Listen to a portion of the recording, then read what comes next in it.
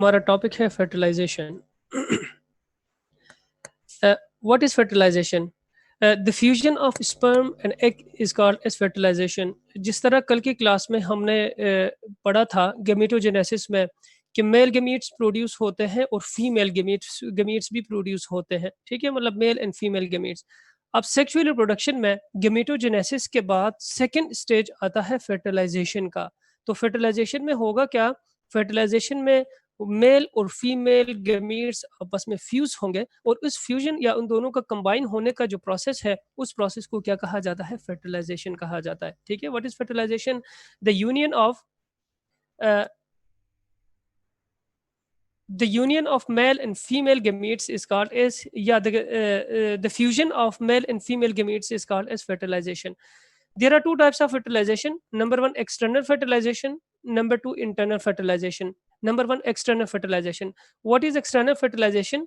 The process of fertilization in which the egg cells are fertilized outside the body of female. ठीक है, मतलब mother के body से outside environment में या वाटर के अंदर अगर एक्स की फर्टिलाइजेशन हो तो उस फर्टिलाइजेशन को क्या कहा जाता है? एक्सटर्नल फर्टिलाइजेशन कहा जाता है। External fertilization mainly occurs in aquatic environment. Aquatic environment हम किसे कहेंगे? मतलब वो तमाम जानवर या एनिमल्स जो कि पानी के अंदर रहते हैं, जिस तरह फिशेस हैं, एम्फीबियंस हैं। ये दो मेजर ग्रुप्स हैं एनिमल्स के जो कि एक्वेटिक लाइफ में क्या करते हैं? एक्वेटिक लाइफ गुजारते हैं। कि मतलब वो क्या एक्वेटिक लाइफ गुजारते हैं, मतलब उसमें वो पानी के अंदर रहते हैं, तो उस वजह से एक्सटर्नल फर्टिलाइजेशन भी mostly aquatic organisms like fishes, amphibians वहाँ पे परफॉर्म होता है। इसका मैकेनिज्म क्या है? Male and female release gametes at the same time. मतलब एक्सटर्नल फर्टिलाइजेशन में मेल भी और फीमेल मतलब मदर एंड फादर दोनों क्या करेंगे? अब एट ए टाइम अपने गेमीट्स को वाटर के अंदर या इन्वायरमेंट में रिलीज करेंगे, एक ही टाइम में सेम टाइम में रिलीज करेंगे। कि मतलब मेल गेमीट्स भी और फीमेल गेमीट्स भी एट ए टाइम इन्वायरमेंट के अंदर या वाटर के अंदर एक ही टाइम में सेम टाइम में रिलीज होंगे। तो रिलीज होने के बाद क्या होगा? जो स्पर्म्स होंगे वो एग को फर्टिलाइज करेंगे और उनके फर्टिलाइजेशन के नतीजे में जाइगोट बनेगी। जाइगोट की डेवलपमेंट होगी और डेवलपमेंट से के नतीजे में फिर एक कंप्लीट न्यू ऑर्गेनिज्म की फॉर्मेशन होगी। और ये सारे का सारा प्रोसेस जो है फर्टिलाइजेशन का, ये मदर के बॉडी के अंदर नहीं होती, ठीक है, ये फीमेल बॉडी के अंदर नहीं होगी। ये बॉडी से बाहर इन्वायरमेंट में या जिस हैबिटेट में एनिमल्स रहते हैं तो उन हैबिटेट के अंदर ये सारा प्रोसेस परफॉर्म होता है, जिसकी वजह से इसको एक्सटर्नल फर्टिलाइजेशन कहा जाता है। एक्सटर्नल फर्टिलाइजेशन का डिसएडवांटेज क्या है?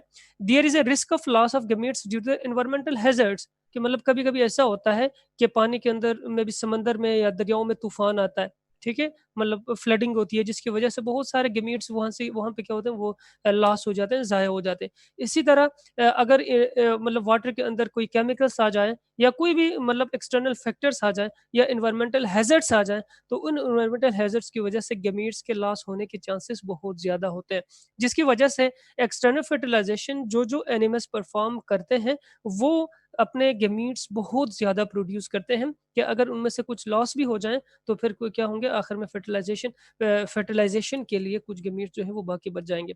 एग्जांपल्स में फिशेस एंड एम्फीबियंस, ये these are two groups of organisms या animals that perform external fertilization. Second type is internal fertilization.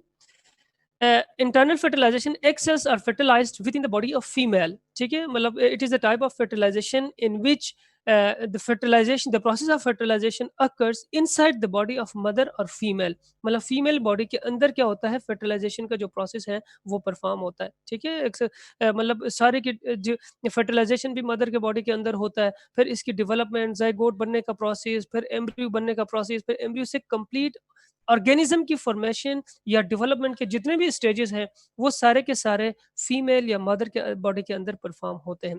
तो एग्जांपल इसमें क्या है? रेप्टाइल्स हैं, जिस तरह स्नेक्स हैं, लिजर्ड्स वगैरह, बर्ड्स हैं, जितने भी बर्ड्स, और मैमल्स, ये तीन ग्रुप हैं। इन तीन ग्रुप्स में इंटरनल फर्टिलाइजेशन का प्रोसेस होता है।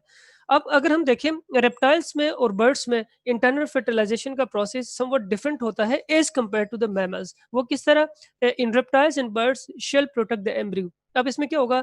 फर्टिलाइजेशन के बाद ठीक है? फर्टिलाइज़ेशन के बाद जो एम्ब्रियो बनती है, तो उस एम्ब्रियो की प्रोटेक्शन करने के लिए एग के ऊपर एक शेल या कवरिंग बनती है। जिस तरह आम तौर पे हम जो हेन्स होते हैं मतलब मुर्गियों के जो अंडे होते हैं या एग्स होते हैं, इनके ऊपर देख लेते हैं तो उनके ऊपर भी हार्ड कवरिंग शेल होती है। इस तरह बर्ड्स के एग्स के ऊपर भी क्या होता है शेल होता है, तो उसका फंक्शन क्या होगा कि किसी भी किस्म के एनवायरमेंटल फैक्टर से जिस तरह वाटर लॉस हो गया या दूसरे जितने भी मतलब उसके लिए उसके अगेंस्ट कोई मतलब उसके लिए जितने भी मतलब डेंजरस एनवायरनमेंट होती है या कंडीशंस होती हैं, तो उन तमाम कंडीशन से क्या कर लेंगे वो एग्स को या एम्ब्रियो को बचाते हैं। लेकिन मैमल्स के अंदर क्या होगा? In mammals there is extra protection to the embryo and mother also provides embryo everything. अब मैमल्स में जो इंटरनल फर्टिलाइजेशन का जो मैकेनिज़्म है वो बर्ड्स और रेप्टाइल्स के मुकाबले में डिफरेंट होगा। वो किस तरह कि मदर के बॉडी के अंदर ही फर्टिलाइज़ेशन होगी और फर्टिलाइज़ेशन होने के बाद सारे का सारा डेवलपमेंटल प्रोसेस जो है वो मदर के बॉडी के अंदर ही परफ़ॉर्म होगी कि मतलब एग की फर्टिलाइज़ेशन भी मदर के बॉडी के अंदर होगी, फिर फर्टिलाइज़ेशन के बाद ज़ाइगोट बनेगी, वो भी मदर मदर के बॉडी के अंदर ही रहेगी और इसी तरह ज़ाइगोट की डेवलपमेंट होगी, डेवलपमेंट होने के बाद फिर उससे एम्ब्रियो बनेगी और एम्ब्रियो डिफरेंट डेवलपमेंटल स्टेजेस से गुजरने के बाद एक कंप्लीट ऑर्गेनिज्म की फॉर्मेशन तक का जितना प्रोसेस होता है, वो सारे के सारे प्रोसेस जो है वो मदर के बॉडी के अंदर ही परफॉर्म होते हैं। तो अनलाइक रेप्टाइल्स एंड बर्ड्स इनके ऊपर जो है वो शेल वगैरह कुछ नहीं होता और जितने भी रिक्वायरमेंट्स होती हैं, ठीक है? वो सारे के सारे रिक्वायरमेंट्स मदर के बॉडी से ही उस एम्ब्रियो को या जो डेवलपिंग एम्ब्रियो है या डेवलपिंग